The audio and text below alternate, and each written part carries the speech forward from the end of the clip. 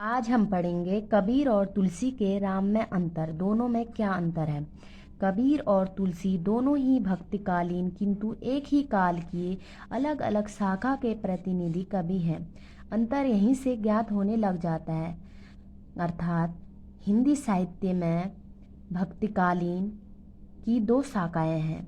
एक है निर्गुण काव्यधारा, एक है सगुण काव्यधारा। कबीरदास जो है भक्तिकाल की निर्गुण धारा के अंतर्गत आने वाले संत काव्यधारा या ज्ञानाश्री शाखा के कवि हैं। कबीरदास जो है निर्गुण धारा के अंतर्गत आते हैं और इस संत और सूफी काव्यों में आते हैं। और यहीं तुलसीदास सगुण काव्यधारा के अंतर्गत आने वाले राम काव्यधारा और कृष्ण काव्यधारा के कवि हैं। तुलसी राम और कृष्ण को मानते हैं। अब देखते हैं कबीर के राम। निर्गुणोपासक होने के कारण कबीर ने ईश्वर को निराकार माना है और निर्गुणोपासना को स्वीकारने से अवतारवाद, बहुदेववाद एवं मूर्ति पूजा का विरोध किया है।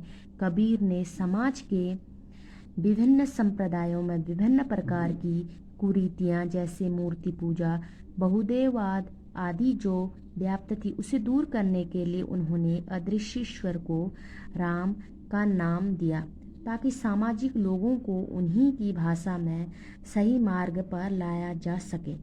उन्होंने ब्रह्मा को रहीम, हरि, गोविंद आदि नामों से संबोधित किया जो एक ही ईश्वर के अलग अलग नाम हैं। कबीर ने ईश्वर को निराकार माना है और उन्होंने मूर्ति पूजा का घोर विरोध किया है। वो मूर्ति पूजा को नहीं मानते थे।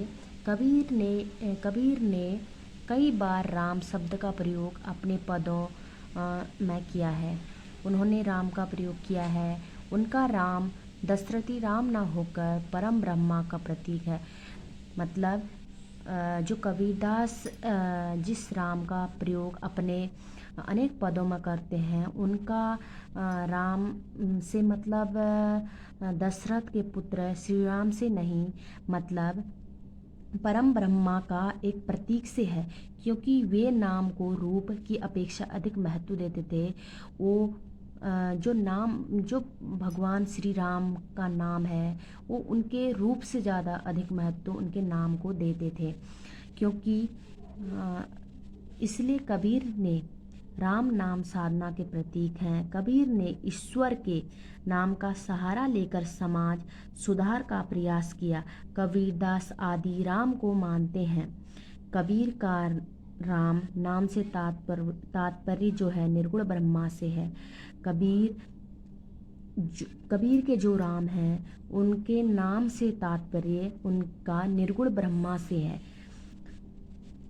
जो दिखने वाले नहीं होते हैं। कबीर के राम का कोई आदर्श नहीं है। कबीर के राम कभी भी कोई अवतार धारण नहीं करते, क्योंकि कबीर के जो राम हैं वो ना मूर्ति पूजा है ना बहुदेववाद है। इसलिए उनके राम जो है कोई अवतार धारण नहीं करते। कबीर के राम कोई लीला नहीं करते हैं। अब देखते हैं तुलसी के राम। तुलसी के राम सगुण हैं, यानी जिनके रूप आकार को देखा जा सकता है, अनुभव किया जा सकता है और जिन्होंने धरती पर अवतार लिया था। राजा दशरथ के पुत्र के रूप में जिसका वर्णन रामचरितमानस में तुलसीदास ने किया।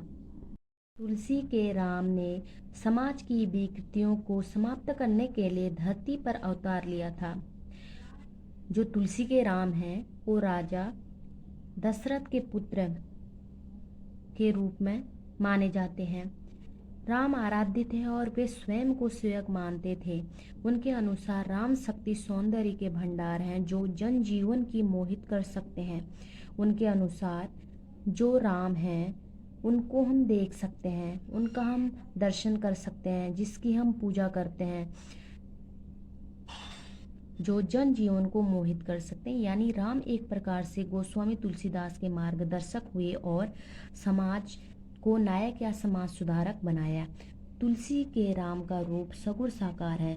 जो तुलसी के राम हैं वो उसके वो सगुण हैं, वो निराकार नहीं होते, वे साकार हैं। कबीर दास के जो राम हैं वो निराकार हैं, जबकि तुलसीदास के जो राम हैं वो साकार हैं, जिसके हम दर्शन कर सकते हैं, जिसकी हम पूजा कर सकते हैं। तुलसी के राम आदर्श तुलसी के राम आदर्श की जीती जागती मूर्ति हैं। जो तुलसी के राम हैं वो एक जीती जागती मूर्ति है, जिसमें भारतीय जो समाज है वो मूर्ति पूजा करता है, उसके दर्शन करता है, मानता है। तुलसी के राम अनाचार बढ़ने पर अवतार लेते हैं। जो तुलसी के राम हैं वो कोई भी अनाचार अत्याचार होने पर धरती पर जो है अवतारित होते हैं। वो किसी भी रूप में होते हैं, राम रूप में, कृष्ण रूप में, नरसिंह रूप में, किसी भी रूप में ये अपना रूप लाते हैं और अवतारित होते रहते हैं। तुलसी के राम नाना प्रकार की लीला करते हैं। तुलसी के जो राम हैं वो अनेक प्रकार की लीलाएं करते हैं। यही अंतर है कबीरदास और तुलसीदास में। कबीरदास के जो राम हैं वो निराकार हैं, और कबीरदास जो हैं अपने राम को उनके रूप को न मानते हुए उनके नाम को ज़्यादा मानते हैं। कबीरदास जी का यही मत होता है, और तुलसीदास साक्षात और जो मूर्ति पूजा और जिसके लोग दर्शन करते हैं इसको मानते हैं।